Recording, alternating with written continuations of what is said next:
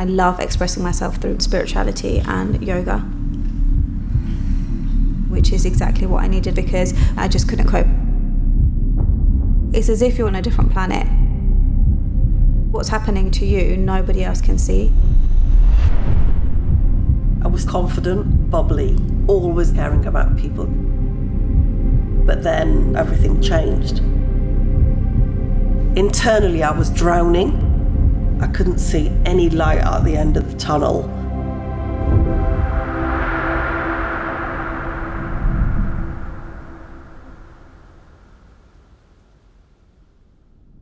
If you're looking from the outside in, I don't look like someone who should have anxiety. Happy birthday to you! On paper, I had a great job, I had a loving family, I had my own house, I was stable, I had friends. From the inside, I was really, really struggling. I was born and bred in Cambridge. I felt like there was no diversity. I didn't fit in. I felt that I was made to feel different. I remember going to school and automatically taking that step back and making sure that I pretended to be someone other than myself so that I would fit in. I remember feeling so scared. My heart would start to race and I just felt like I wanted to cry, but I didn't feel safe enough to be able to actually cry. The thing that I struggled with most during that time was that I just didn't have any coping mechanisms. I didn't have any tools in my toolbox. I didn't have any role models or any safe space that I could go and speak to anyone. And all it led to was me shutting down my emotions and just suppressing everything. From the moment I walked in, I already felt that my hands were clammy. It felt like the walls were closing in and my breath started to become heavy. I didn't bother saying anything because I thought it would pass. There's a lot of emotions that come when I'm reading this. I can't even recognize that person.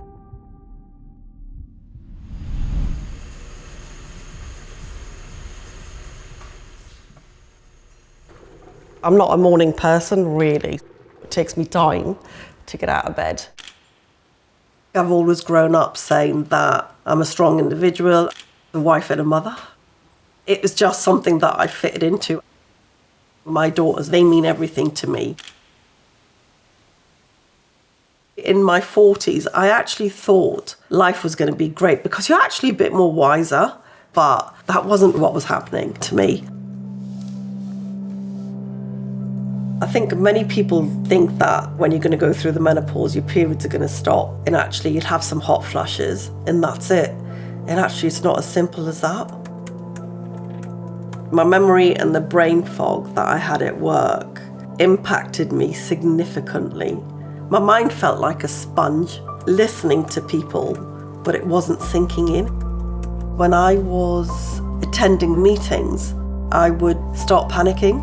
That to me was the first sign of anxiety. And then at home it was me not caring about my daughters and my husband. The relationship was distancing between us. It was the perimenopause that actually brought my anxiety in the forefront. I found it really hard because I knew that I was changing into a person that I didn't like. It could have easily broken our marriage. I'd spent, I would say, the best part of my life with her, and I just couldn't understand why the changes were happening. It can tear a whole sort of equation that is in equilibrium out of sync, and that's what it could have easily done to our family.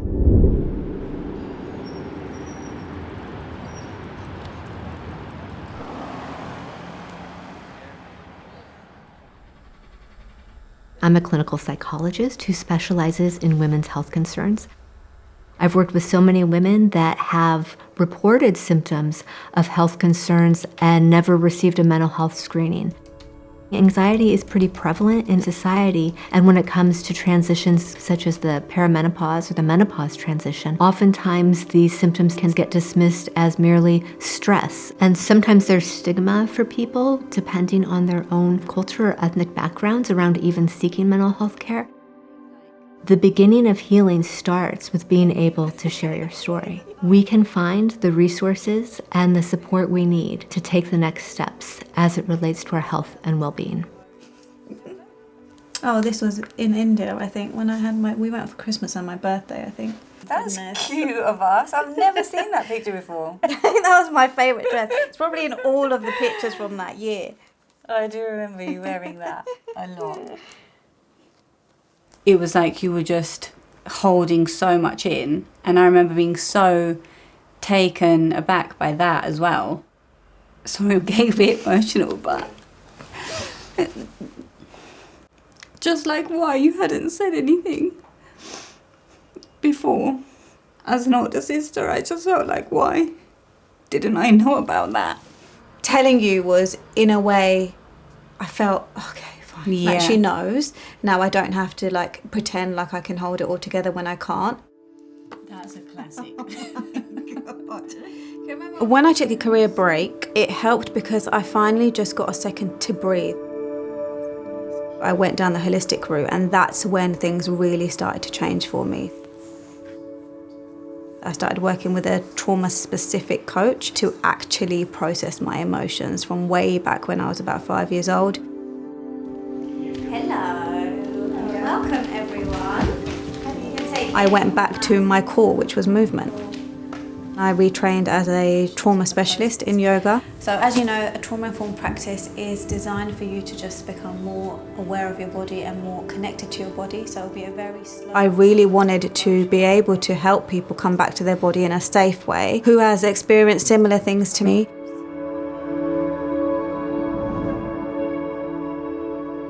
I'd lost who I was, and it was only when my daughter sat down one day and literally just said to me that you need to go and seek help. I started to see a counsellor. She told me that was all anxiety. What are you cooking me, lads? I haven't been away for a fortnight. I learned to take those small steps that's going to help you each day. So I've since got into gardening. It gives me a break from inside and just come outside and get fresh air. That really helped me in how I actually felt. The other tool that I sort of started to learn over time was to write things down, forgiving myself for things that have happened in the life if I've been angry, for example.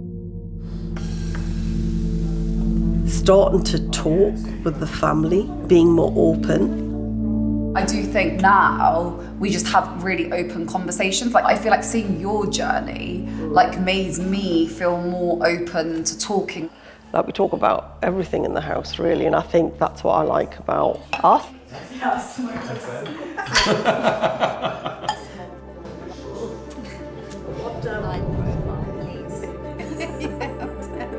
I think there is always this judgment in a way of who should and shouldn't have anxiety, when actually it can be anyone. Hi, nice to meet you. Lovely. Having heard your story, it actually made me think. I'm really grateful because with my husband and my girls, we're really open now. Especially in our culture in the South Asian community, you just don't speak about mental health. Once I opened up, it actually opened up doors for everyone else within the family as well. We need to break the taboos. I founded M for Menopause to educate, increase awareness, so that no woman ends up going through the journey that I went through. As a therapist, I think there's a lot of dismissiveness when it comes to anxiety. The Calm Health app was created to support the increasing demand for mental health services. Hi, Heemali and Madhu. It's so nice to meet you today. I'd love to talk with you about the Calm Health app that we've given you to try. It's so lovely to meet you as well. I have quite a lot of my own tools that I use for my own mental health practice, and I think that this would be a really great addition to integrate into that.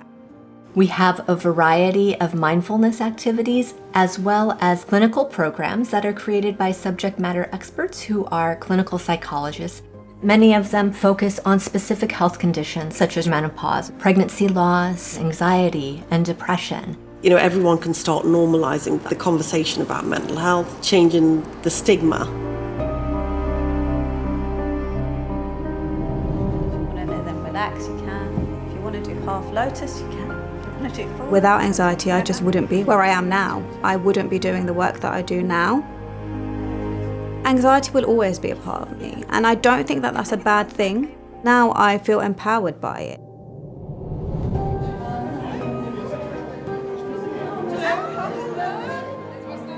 My mind just feels clearer. I'm really proud of the fact that I'm the individual that I always wanted to be.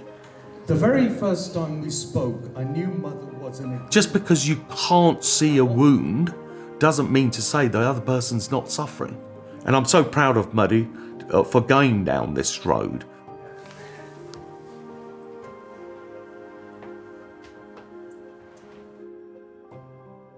I've got my wife back.